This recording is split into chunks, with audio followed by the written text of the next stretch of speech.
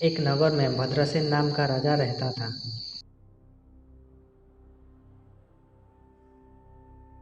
उसकी कन्या रत्नावती बहुत रूपवती थी।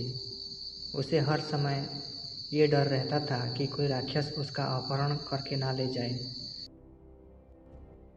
उसके महल के चारों ओर पहरा रहता था, फिर भी वो सदा डर से कांपती रहती थी। रात के समय उसका डर और भी बढ़ जाता था। एक रात एक राक्षस पहरेदारों से नज़र बचाकर रत्नावती के घर में घुस गया। घर के एक अंधेरे कोने में जब वो छिपा हुआ था तो उसने सुना कि रत्नावती अपनी एक सहेली से कह रही है, ये दुष्ट विकल मुझे हर समय परेशान करता है, इसका कोई उपाय करो। राजकुमारी के मुख से ये सुनकर राक्षस ने सोचा कि अवश्य ही विकाल नाम का कोई दूसरा राक्षस होगा जिससे राजकुमारी इतनी डरती है। किसी तरह ये जानना चाहिए कि वो कैसा है, कितना बलशाली है। ये सोचकर वो घोड़े के रूप धारण करके अश्वशाला में छिप गया।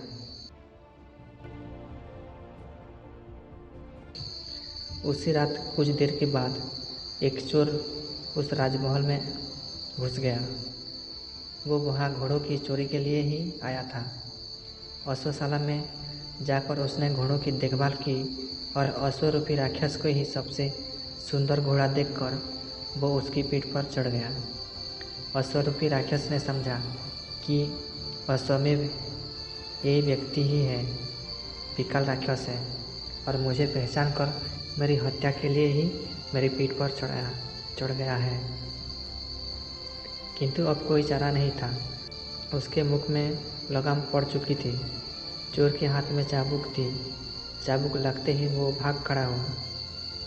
कुछ दूर जाकर चोर ने उसे ठहरने के लिए लगाम खींची, लेकिन घोड़ा भागता ही गया। उसका वेग कम होने के स्थान पर बढ़ता ही गया।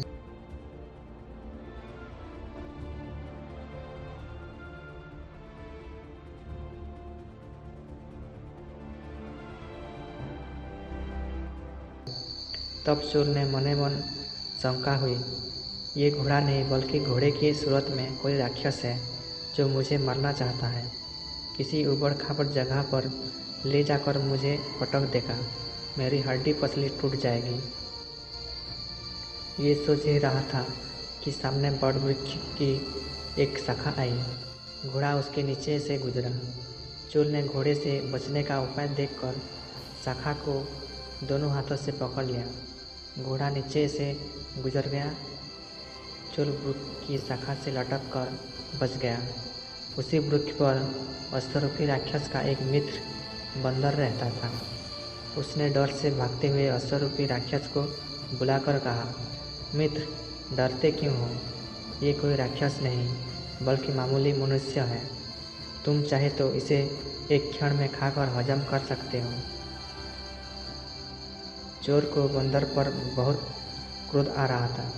बंदर उससे दूर ऊंची शाखा पर बैठा हुआ था, किंतु उसकी लंबी पूंछ चोर के मुख से सामने ही लटक रही थी।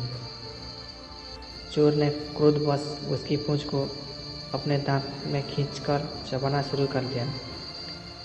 बंदर को पीड़ा तो बहुत हुई, लेकिन मित्र राक्षस के सामने चोर की शक्ति को कम बताने के लिए वो वहाँ बैठा ही रहा।